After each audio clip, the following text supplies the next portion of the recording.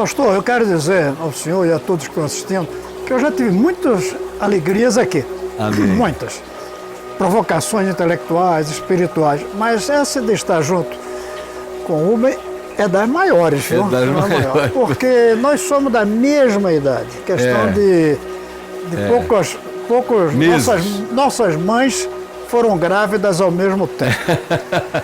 E eu tenho uma admiração muito profunda por ele como uma das grandes figuras da minha geração de brasileiros. Amém. Eu creio que ele, se não fizesse mais nada, já deixou uma tremenda marca na história do Brasil, no que se refere a movimentos sociais, a solidariedade, a capacidade de gestão de recursos para servir aos que precisam.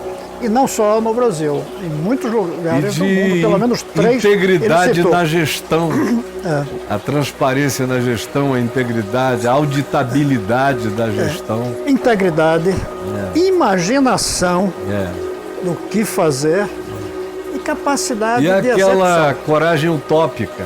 Coragem utópica. Que olhar para o imediato caótico, eu mesmo já fui objeto de solicitações diversas dele. Como numa que ele estava narrando daqui a pouco, que foi atrás de mim num culto, onde quando a coisa estava braba lá no Rio, o exército estava vindo, meu amigo Nilo Batista, que era o então governador, estava super desconfortável com a história, a gente sabia que precisava, ao mesmo tempo que ia ser um problema enorme aquela gestão. E ele chegou lá para mim e falou, vamos fazer uma coisa, eu me lembro bem da frase. É uma loucura que só fica bem se tiver um homem de Deus. Que chega porque você pode dizer qualquer coisa em nome da fé, tipo, me entregue as suas armas. Aí nós fomos e o pessoal começou a entregar armas mesmo. Então é muita história com o Rubem. Rubem, querido, bem-vindo. Eu que agradeço, vocês estão me elogiando tanto que eu já fiquei mudo, fiquei sem graça. Tudo isso é meia verdade. Posso dizer uma maneira de defini-lo? Ele carrega utopias viáveis. Nem fica no pragmatismo que alguns ficam sem sonho e nem ficam no sonho profético sem usar as mãos para realizar. É verdade. É um utopista com viabilidade. O pragmatismo sem utopia fica chato, né? Frio, né? Uma coisa fria, chata, enjoada. Agora, também é só utopia, também a gente se perde nela. É bom para poesia, é bom para o romance, é bom para literatura, mas para a vida é complicado. Se não tiver confusão. Eu gostei muito quando vi ele entrando nessa insanidade, como eu também vivo, de Olha, eu política. nunca nem perguntei a ele por que ele entrou, porque eu sei a resposta. Mas o que eu Ia ser gostei meio cínico da minha parte perguntar. Mas antes de responder, eu quero dizer, eu gostei porque ele fica nesse tempo. Não é um profeta desses que ficam apenas na profecia. É um pragmático engenheiro que fica só na ação. Ele tenta, através da política, combinar as duas coisas. Há muito tempo eu tentei levar uma vida fora de governo, fora da política partidária, né? Eu tive umas decepções fortes, muito jovem. Eu assisti à invasão da Tchecoslováquia. Você estava lá? Estava lá, em 68. Praga. 68. 25 de agosto. E eu assistindo aquilo, eu dizia, não é possível a coisa do poder, o que é capaz de fazer. Foram 600 mil homens entrando o país afora, é tudo plano naquela planície da Rússia, da República Tcheca e Tchecoslováquia na época. Eu peguei um desgosto, sabe, de política, em geral. Fiquei traumatizado. Então ali foi uma decisão, eu vou fazer, faz parte de mim isso, esse tipo de comprometimento, mas de fora do governo. Eu vou querer agir de fora da política. Aí foi toda a minha vida, foi assim, foi primeiro ajudando a inventar a ONG, ONG, né? Essa palavra é meio estranha, né? ONG. Depois até organizações sociais, né? Também estranha. Então, foi muito recente realmente. Foi dia 7 de abril, último dia de se inscrever dos partidos para essa eleição. Um sábado pela manhã, eu resolvi, aí pela internet, e não conseguia pagar a taxa de inscrição de R$ 12 que você fazia pela internet na Caixa Econômica Federal. Não estava funcionando, o sistema tinha caído, não sei. Tive que correr atrás de uma casa lotérica e cumprir a minha obrigação e entrei. Quer dizer, foi uma indecisão grande se entra ou se não entra. Houve outras indecisões na época. Joaquim Barbosa quase que entrou e saiu, né? Eu resolvi não entrar e sem sair, não saio não. Eu vou até o fim, ainda que seja um desastre, eu estou dentro. Agora, eu não te perguntei por quê, justamente por causa dessa história. A história toda. Quem conhece a história sabe que por mais que você tenha jurado que nunca iria entrar no processo político partidário, diante do que aconteceu no Rio, do que está acontecendo, do quadro estabelecido, era praticamente impossível pensar em alguém que passou a vida inteira tentando fazer ações não governamentais, mas cidadãs, relevantes, interferindo na sociedade positivamente, quando chegasse a hora desse caos instaurado em todos os níveis, essa mesma pessoa não achar que pelas vias únicas passíveis de intervenção, que seriam as governamentais e, portanto, num processo eletivo, que ele não entrasse. Então, quando eu vi que ele estava inscrito, eu não me admirei. Eu estava conversando com um amigo jornalista no Rio, ele falou: você sabe que o Rubens César é pré-candidato? O que você acha? Eu falei: acho natural. Aí liguei para ele, eu não tinha sabido, falei: escuta, você está aí nessa, vamos juntos. A gente amou as mesmas coisas, se apaixonou pelos mesmos ideais, tivemos sonhos totalmente iguais sobre o que essa cidade poderia significar de repercussão para o país. Então, já que você está nessa, vamos lá. Ele disse que mesmo que seja um desastre, o pior desastre é a omissão. Sobretudo não tem em como tempo ser um de desastre, desastre, né? E eu quero dizer, para mim, que estou nisso aí já há alguns anos, também nunca pensei em entrar nisso, o que eu queria mesmo, quando eu voltei do exterior, depois de 9 anos no Brasil, era ser professor e escrever. Dar aula, ter professor. E, se possível, ter 1 ou 2 seguidores. Eu não pensava em ter eleitores. Nunca pensava. Até porque eleitor, depois que a gente morre, não tem mais. Mas seguidor continua. O senhor, por exemplo, vai ter seguidores para sempre. Mas quando eu, nesse momento de tanta decepção com as coisas, que fazer política é visto como algo de gente não muito séria, até de corrupto, quando você entrou nisso, eu digo: olha, eu tenho para onde apontar quando vierem me criticar por estar nisso. Então eu senti muita alegria. Eu também senti a mesma coisa, Rubem. Então, olha só, comigo foi assim, pelo Viva Rio, né? Antes tem uma história comprida, que eu não vou lembrar, mas Viva Rio é 93, são 25 anos. A gente foi um movimento em resposta à violência, que parecia àquela altura que era extrema, além das medidas. Chegamos ao fundo do poço, o Rio de Janeiro em crise. E, de certa maneira, foi a sociedade inteira que se levantou ali. Né? E no momento em que havia muita esperança, não só no Rio, no Brasil, no mundo, era um tempo de esperança. Né? O muro havia caído, então a Guerra Fria terminando. Né? Você via a inflação no Brasil estava terminando. Né? Você tinha a democracia se consolidando, finalmente dando sinais de vitalidade. Quer dizer, parecia que era um novo tempo, e muito cheio de promessas, e a gente acreditou nisso. E participou disso de baixo para cima, da sociedade.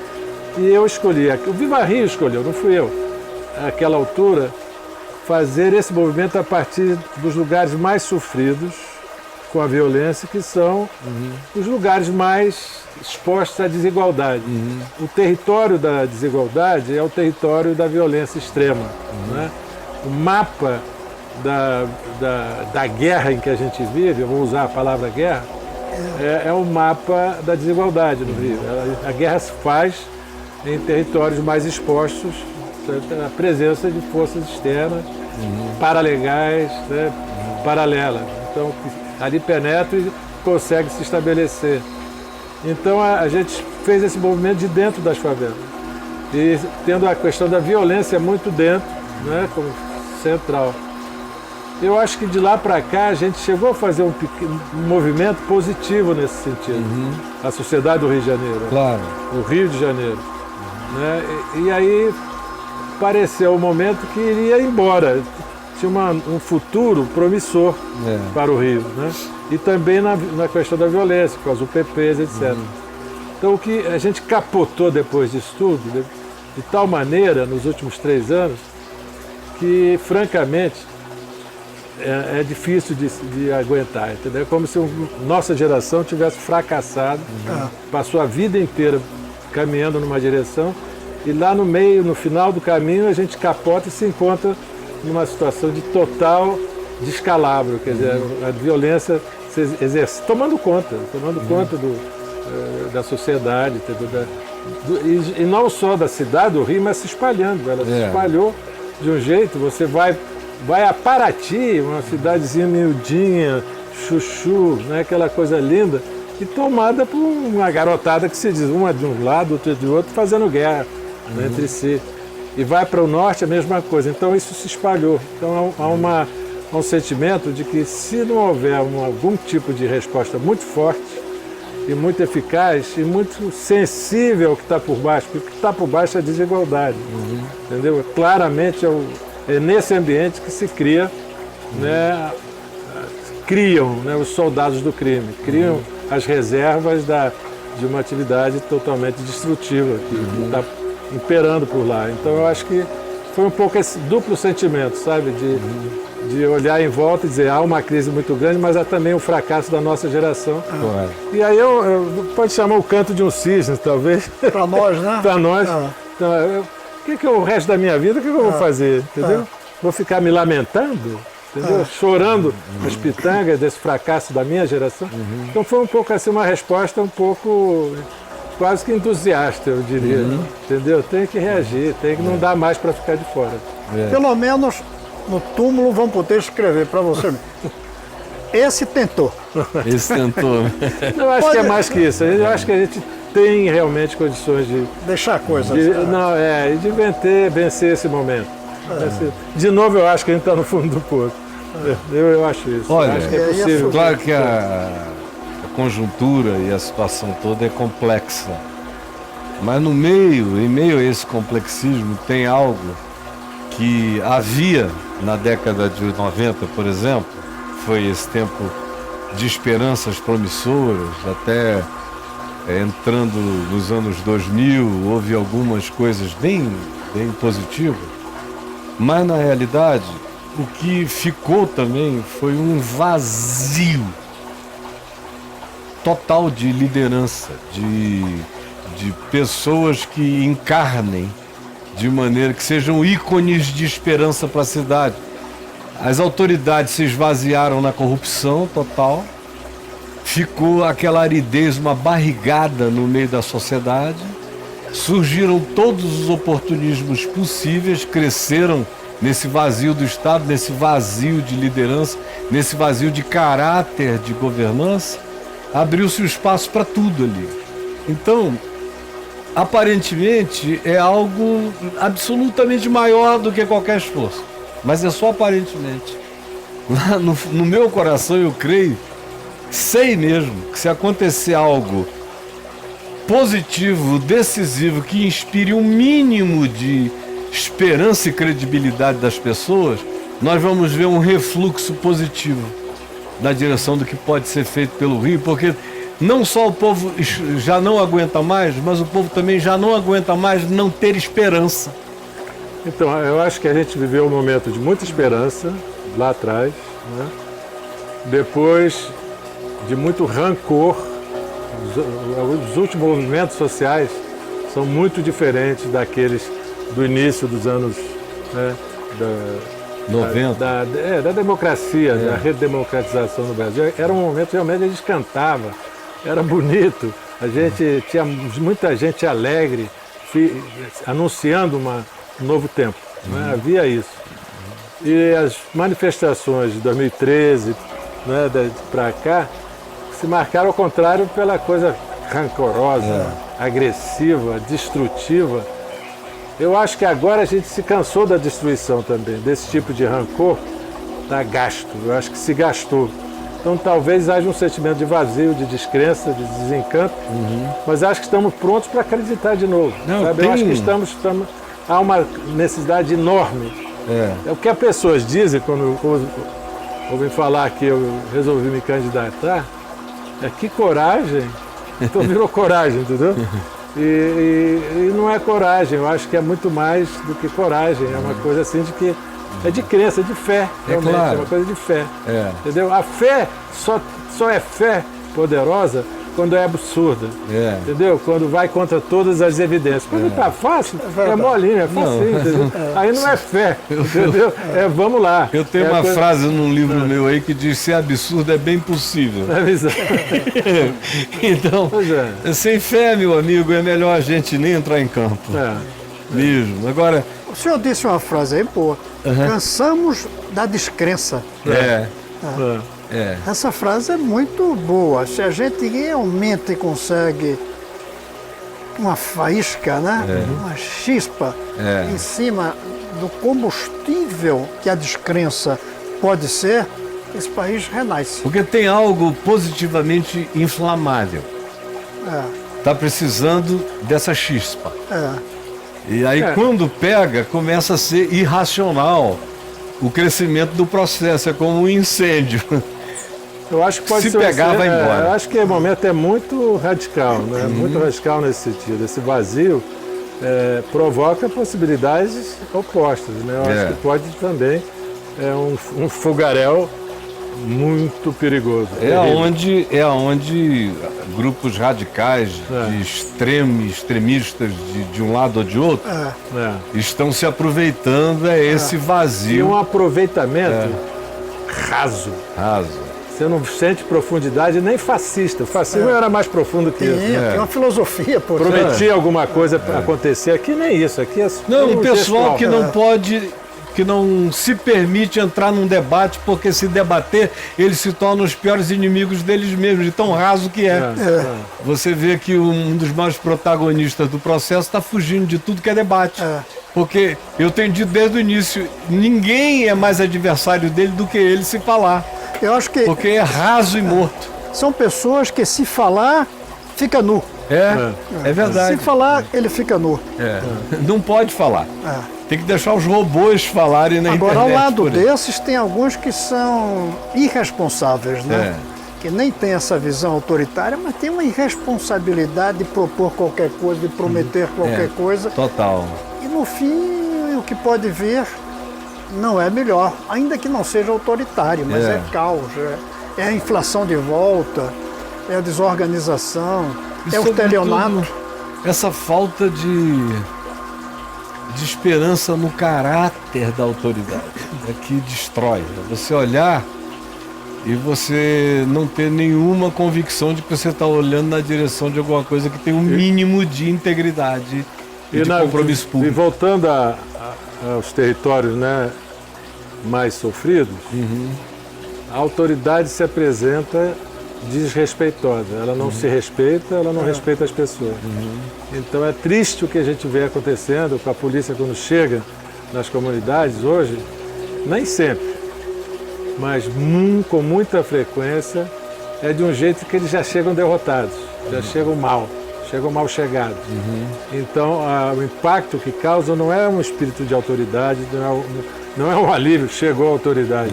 Ao contrário, chegou a ameaça, chegou a desrazão, entendeu? O perigo de toda sorte.